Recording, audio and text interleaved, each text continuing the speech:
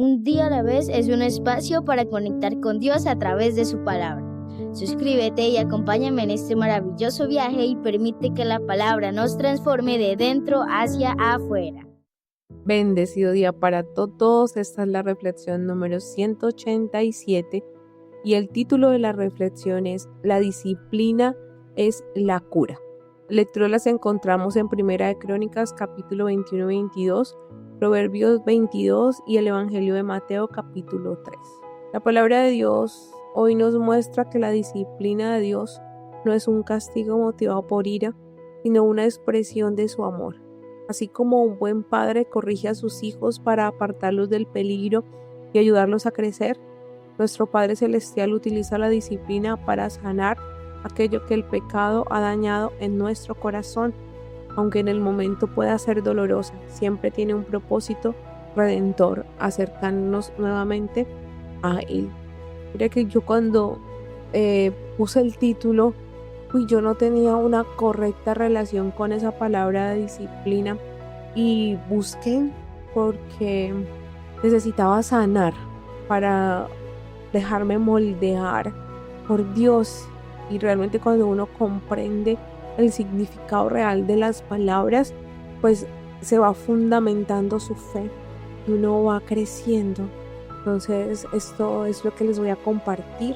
La disciplina es la capacidad de actuar de manera ordenada, constante y perseverante para alcanzar un objetivo, aun cuando ello implique renunciar al placer inmediato o resistir los impulsos del momento. O sea, ser disciplinado es decirle no a aquello que nos desenfoca, que nos desvía de esa meta, sea cual sea en la vida. Es el fundamento sobre el cual se construyen los buenos hábitos, el dominio propio y la perseverancia. Mira, lo que me impactó fue su origen etimológico. Proviene del latín discere, que significa aprender, y discípulos, que significa discípulo o aprendiz, lo que revela que la disciplina está profundamente relacionada con el aprendizaje, la formación y el crecimiento. O sea, disciplina es aprender realmente, ser ese discípulo que se deja moldear, que se deja corregir. Y desde la perspectiva bíblica, la disciplina no es un castigo, sino que representa la instrucción amorosa de Dios para moldear nuestro carácter, corregir nuestro camino y conducirnos hacia la madurez espiritual.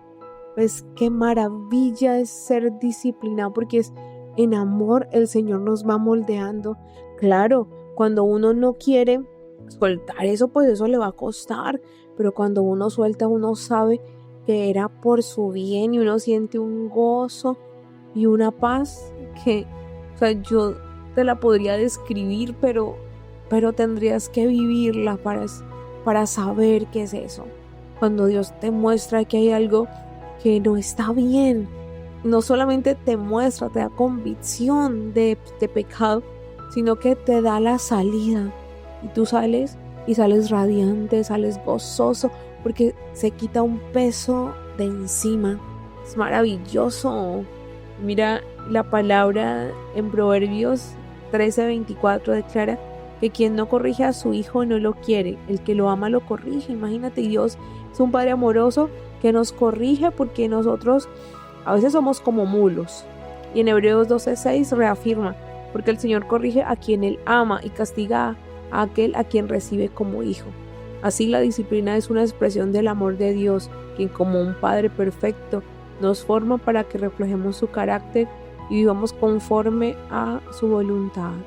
Yo espero que esto meditado, que sea el Espíritu Santo dándote esa convicción de aceptar de ahora en adelante la disciplina, o sea, verla como ese acto de amor de Dios hacia nosotros y también para nuestra vida.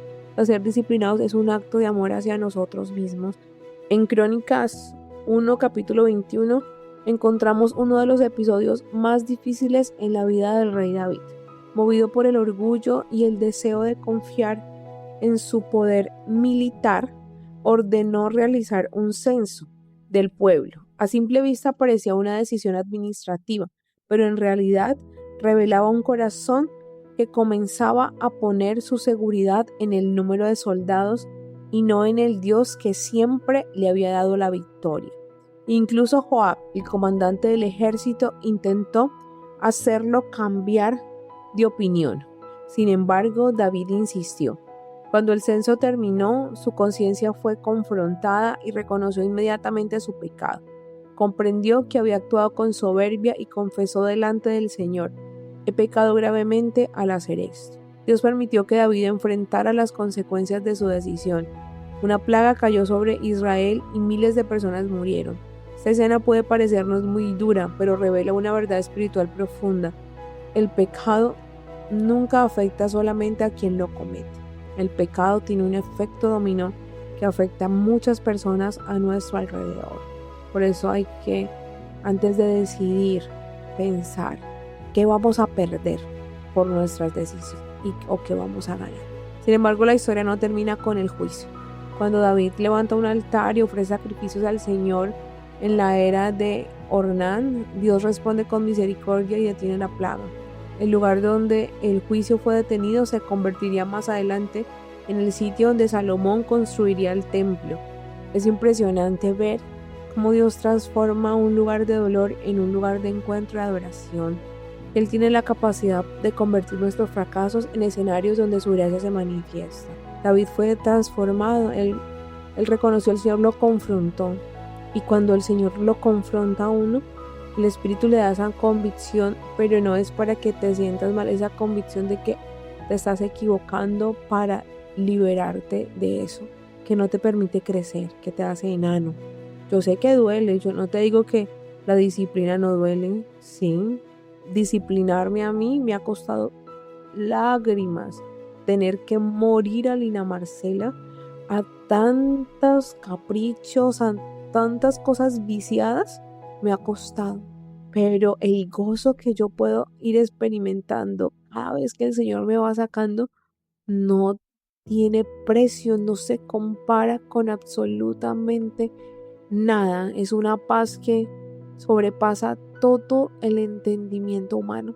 Es algo incomprensible, pero claro, no nos gusta porque hay que pasar un proceso y los procesos duelen. Sí, duelen. Uno no quiere morir, uno se resiste al cambio. David censa a la población. El ángel acusador se puso contra los israelitas e incitó a David a hacer un censo de Israel. Entonces David ordenó a Joab y a los jefes del pueblo. Mira que ¿quién es el acusador? Satanás. O sea, él vio la habilidad de David y le puso ese pensamiento y suácate que David cayó. ¿Ves? Dice su palabra: el que piense que esté firme, fíjese que no vaya a caer. Vayan y hagan el censo de Israel desde Beerseba hasta Dan y tráiganme el informe para que yo sepa cuántos son. Pero Joab respondió: que el Señor aumente su pueblo 100 veces más de lo que es ahora. ¿Pero acaso no son todos ellos servidores de su majestad? ¿Por qué desea esto su majestad?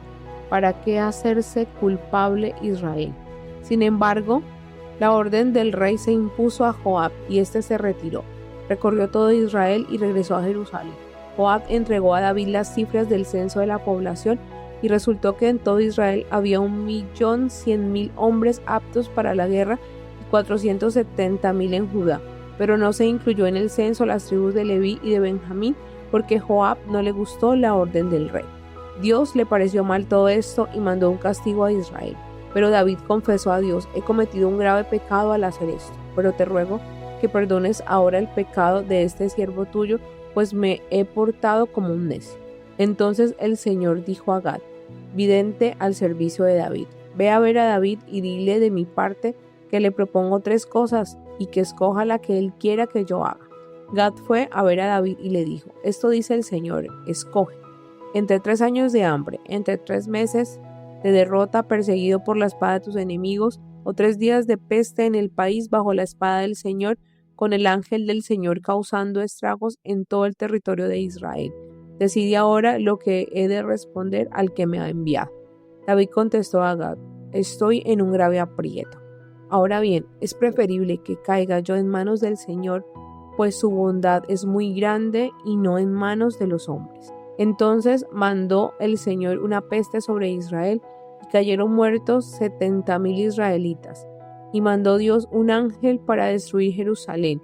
pero cuando la estaba destruyendo el Señor lo vio y le pesó aquel daño y ordenó al ángel que estaba hiriendo: basta ya, no sigas. En aquel momento el ángel del Señor se encontraba junto al lugar donde Ornán el Jebuseo trillaba el trigo.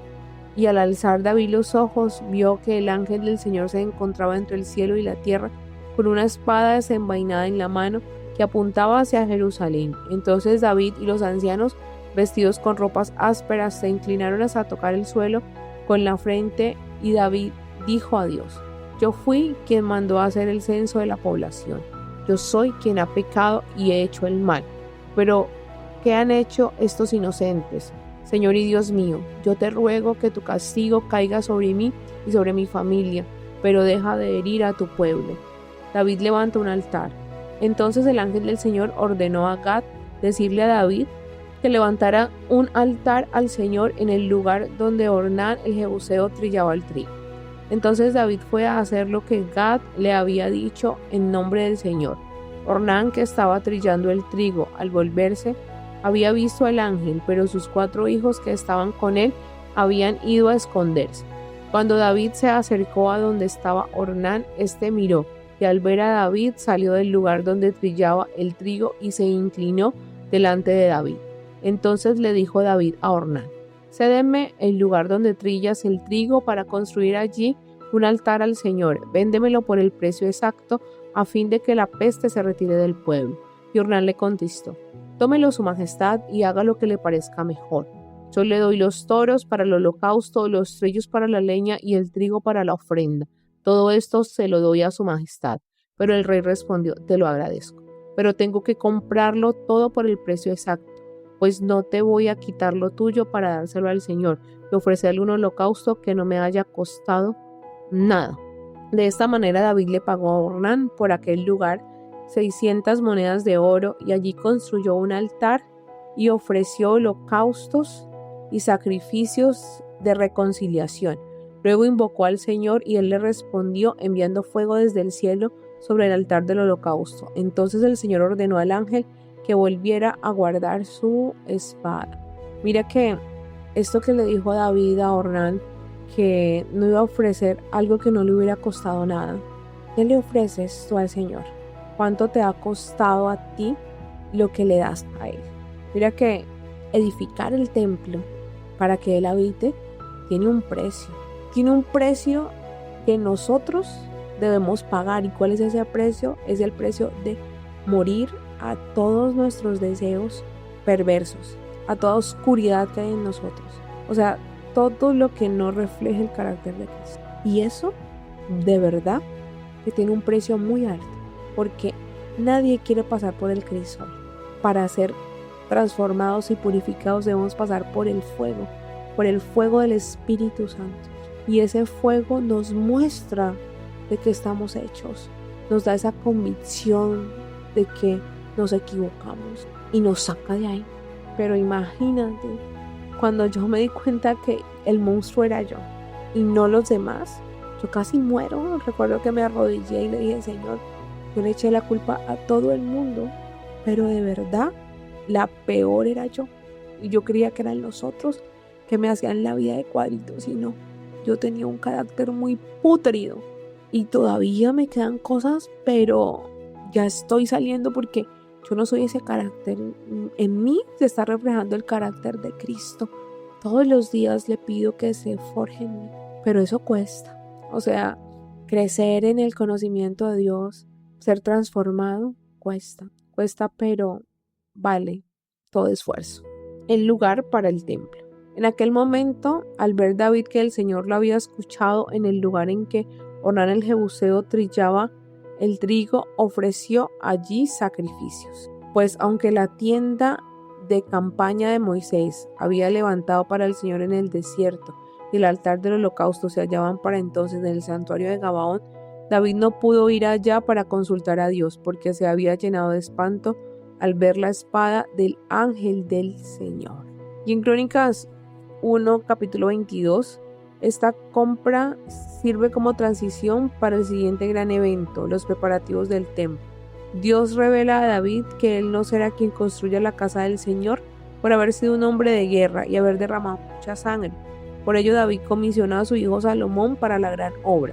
Aunque él mismo no la construiría, David dedica sus últimos años a reunir frenéticamente todos los materiales necesarios, oro, plata, bronce, madera y piedra, y organizar a los levitas, sacerdotes y obreros para asegurar que su hijo tenga todo lo necesario para comenzar a edificar. Mira que David preparó el terreno para su hijo. O sea, él hizo lo que tenía que hacer para que su hijo empezara el de cero. David murió a lo que tenía que morir para que el espíritu creciera dentro de él, y eso le abonó un camino a su hijo. Por eso le dijo David: aquí estarán el templo de Dios, el Señor, y el altar del holocausto para Israel. Preparativos para el templo.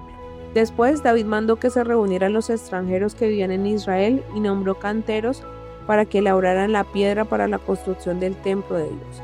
Además preparó hierro en abundancia para los clavos de las puertas y para las grapas, también una inmensa cantidad de bronce y madera de cedro en cantidad incalculable, porque los habitantes de Sidón y de Tiro le habían traído mucha madera de cedro. David pensaba: mi hijo Salomón es todavía un muchacho de tierna edad, y el templo que hay que construir para el Señor tiene que ser el más grande, famoso y bello de todo el mundo, así que lo dejaré todo preparado. Pero mira que también veo yo que Salomón no hizo mucho esfuerzo, y por eso también terminó su caída. Claro, David había dejado en paz la tierra, porque Dios eso fue la misión que le dio. Por eso Salomón vivió en una tierra de paz. Pero adicional a eso, David no le permitió a Salomón construir el templo, o sea, que él buscara, o sea, forjar el carácter. Por eso Salomón termina desviándose, porque cuando todo está en bandeja de plata, o sea, cuando estamos acomodados, terminamos perdiéndonos. Por eso a mí recuerdo un día que el Señor me dijo: yo no te quiero acomodada, Lina Marcela, no te quiero acomodada, porque yo acomodada me olvido de Dios. Es verdad, me pierdo fácil. Entonces Él me da muchas cosas, sí, pero quiere que me esfuerce cada día más. Entonces, pero es mejor, así puedo valorar mi proceso. Digo, te quiero acomodar para que valores tu proceso. Si no, no lo valoraría, porque yo crecí en un ambiente de capricho. Yo tuve todo lo que necesité, no tuve que hacer ningún esfuerzo. Entonces crecí pensando que la vida me debía algo. Entonces uno crece caprichoso, es complejo, pero Dios nos corrige. Salomón también terminó entregado al Señor, nuevamente volvió su mirada. Por eso David hizo grandes preparativos antes de morir. Luego llamó a su hijo Salomón, le encargó que construyera el templo del Señor, Dios de Israel, diciéndole: hijo mío, yo tenía el propósito de construir un templo para el Señor mi Dios, pero el Señor me ha dicho: he visto que tú has derramado mucha sangre y has hecho muchas guerras. Por eso no eres tú quien va a construirme un templo, pero tendrás un hijo que será un hombre pacífico, y además yo haré que sus enemigos por todas partes lo dejen en paz. Por eso se llamará Salomón. En su tiempo encenderé paz y tranquilidad a Israel. Él me construirá un templo, él será mi hijo y yo le seré un padre. Afirmaré su reino en Israel para siempre. Ahora, hijo mío, que el Señor esté contigo para que logres construir el templo del Señor tu Dios, conforme a lo que ha prometido que tú harías.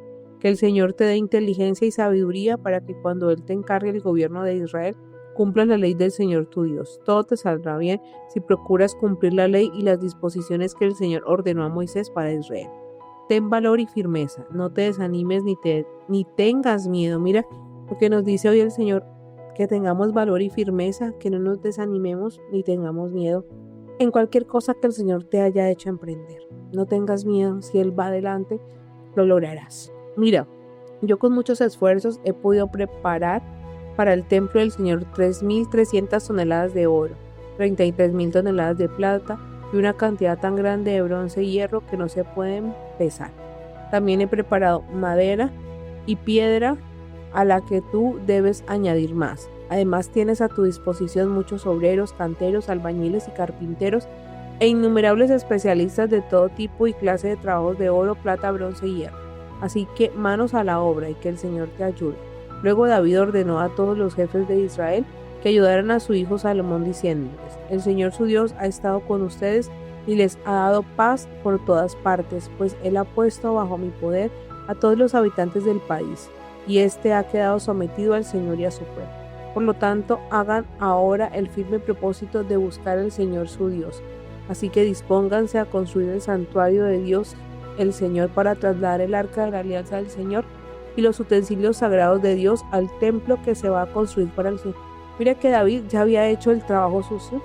Lo único que tenían que hacer era tener el firme propósito de buscar al Señor con un corazón sincero. Mira, ¿ves? Y no lo pudieron lograr. Mira, yo sé que a nosotros no nos gusta, pero es necesario pasar por la dificultad para valorar, para recordar lo que Dios puede hacer. Si el oro no pasa por el fuego, no es transformado. Entonces, nosotros debemos pasar por ese fuego para buscar a Dios de corazón. Necesitamos ser confrontados. Proverbios 22 profundiza en esta enseñanza al recordarnos el enorme valor de la disciplina. Uno de los versículos más conocidos afirma: instruye al niño en su camino y aun cuando fuere viejo no se apartará de él. Pero este principio no se limita a la infancia. Todos necesitamos ser enseñados, corregidos y moldeados continuamente por Dios. Esto es algo que no para. La disciplina nos protege del orgullo, fortalece nuestro carácter y nos ayuda a tomar decisiones sabias. El capítulo también nos recuerda que una buena reputación vale más que las grandes riquezas, que la humildad trae honra y que quien siembra injusticia terminará cosechando dolor. Dios desea formar personas íntegras, no solamente personas exitosas. Vale más tener buena fama y reputación que abundancia de oro y plata. El rico y el pobre tienen algo en común: a los dos los ha creado el Señor. El prudente ve el peligro y lo evita. El imprudente sigue adelante y sufre el daño. La humildad y la reverencia al Señor traen como premio riqueza, honores y vida. El camino de malvado está lleno de trampas, pero el que tiene cuidado de su propia vida las evita. Dale buena educación al niño de hoy y el viejo de mañana jamás la abandonará. Es por eso hay que instruir al niño. Entre los pobres el rico es rey, entre los deudores el prestamista. El que siembra maldad cosechará calamidades. El Señor lo destruirá con el cetro de su furia. El que mira a otros con bondad será bendecido por compartir su pan con los pobres. Despedido el insolente, se va la discordia y se acaban los pleitos y las ofensas. El rey aprecia al de corazón sincero y brinda su amistad al que habla con gracia. El Señor vigila atentamente al sabio y desmiente las afirmaciones del mentiroso. Para no trabajar, el perezoso pretexta que en la calle hay un león que lo quiere matar. Los labios de la adúltera son un pozo profundo donde caen los que el Señor maldice.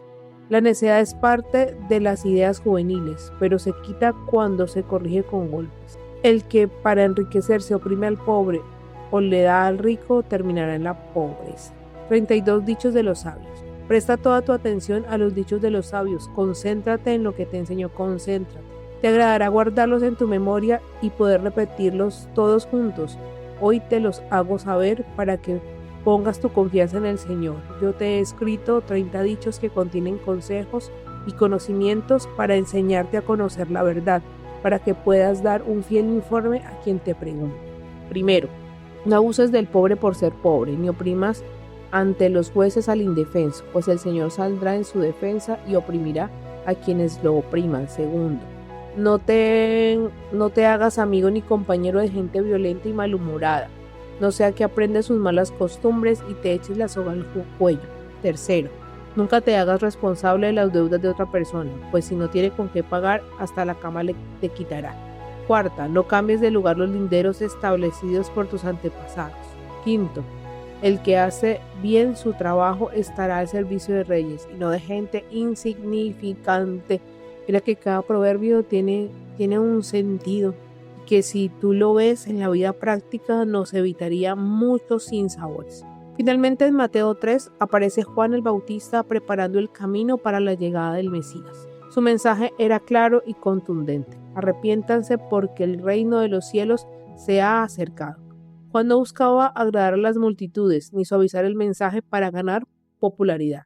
Su misión era confrontar el pecado y llamar a un cambio genuino de vida. Cuando los fariseos y saduceos llegaron para ser bautizados, Juan les recordó que Dios no busca apariencias religiosas, sino frutos de verdadero arrepentimiento. El arrepentimiento auténtico siempre produce una transformación visible en la manera de vivir. Luego ocurre uno de los momentos más hermosos de todo el Evangelio. Jesús llega al Jordán para ser bautizado. Aunque él no tenía pecado, quiso identificarse con la humanidad y dar ejemplo de obediencia al Padre. Cuando sale del agua, los cielos se abren, el Espíritu Santo desciende sobre él como una paloma y se escucha la voz del Padre diciendo: "Este es mi Hijo amado, en quien tengo complacencia". Antes de iniciar su ministerio, Jesús recibe la afirmación del Padre. Su identidad no dependía de los milagros que haría ni de la aprobación de las personas, sino del amor de Dios. De igual manera, nuestra identidad tampoco debe construirse sobre nuestros logros, sino sobre el hecho de que somos hijos amados del Padre. Juan el Bautista en el desierto. Por aquel tiempo se presentó Juan el Bautista en el desierto de Judea. En su proclamación decía: "Vuélvanse a Dios porque el reino de los cielos está cerca". Juan era aquel de quien Dios había dicho por medio del profeta Isaías: "Una voz grita en el desierto, preparen el camino del Señor, ábranle un camino recto". La ropa de Juan estaba hecha de pelo de camello y se la sujetaba al cuerpo con un cinturón de cuero, y su comida era langostas y miel del monte. La gente de Jerusalén y todos los de la región de Judea, la región cercana al Jordán, salían a oírlo, confesaban sus pecados y Juan los bautizaba en el río Jordán.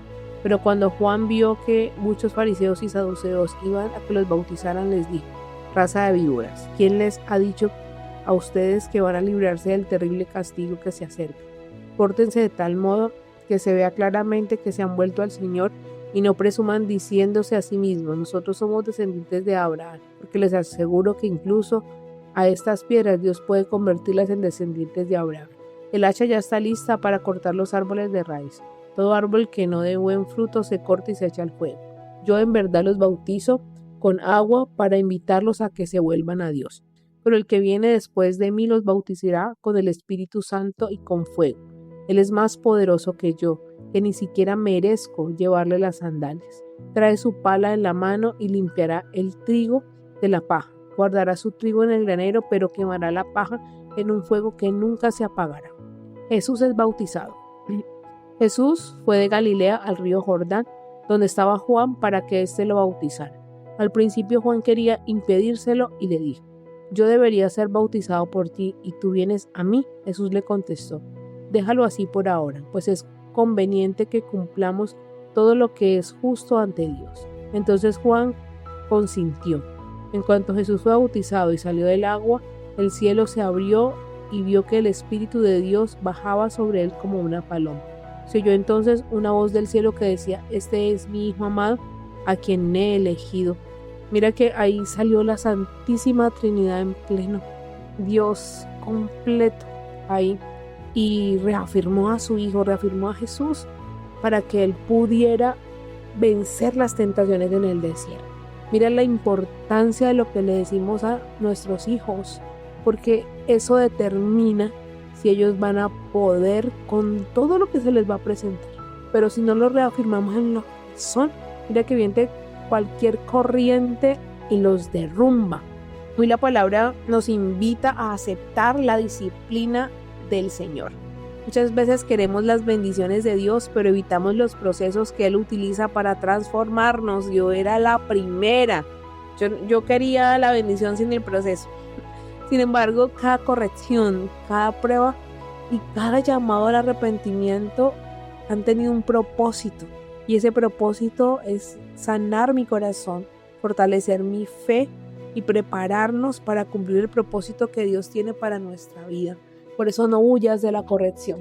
Te va a doler, pero después es una maravilla vivir en esa libertad que nos da el Espíritu. Si hoy el Señor está corrigiendo alguna actitud, confrontando algún pecado o invitándote a cambiar de dirección, no lo veas como un rechazo. Es una muestra de que te ama demasiado como para dejarte seguir por un camino que terminaría destruyéndote. La disciplina de Dios siempre busca restaurar, nunca quiere destruir. Y esa es mi invitación. Hoy, dejémonos disciplinar por el Señor. Hoy me habló profundamente a mí porque no estaba viendo que estaba tomando decisiones que me podían alejar de Él. Pero Él me mostró antes de la caída, porque ese es Dios. Si tú estás en constante comunicación con Él, si tú le permites hablar, si tú te aquietas para escucharle, si tú estás rodeado de personas que te ayudan a discernir la voz de Dios, lo vas a hacer. Él lo va a hacer, tú le vas a escuchar y tú te vas a dejar transformar. Por eso hay que hacer las cosas con intención, porque cada decisión tiene una consecuencia eterna.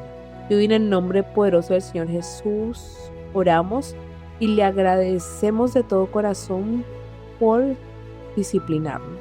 Te agradecemos porque tu amor misericordioso, tu amor insondable, tu amor incomprensible no nos deja como estamos. Ese amor nos transforma de dentro hacia afuera para que podamos crecer siempre a la estatura del varón perfecto. Gracias por utilizar la disciplina para curar nuestra alma, para darnos una vida y un futuro lleno de esperanza. Amén. Dios es bueno en todo tiempo y en todo tiempo Dios es bueno.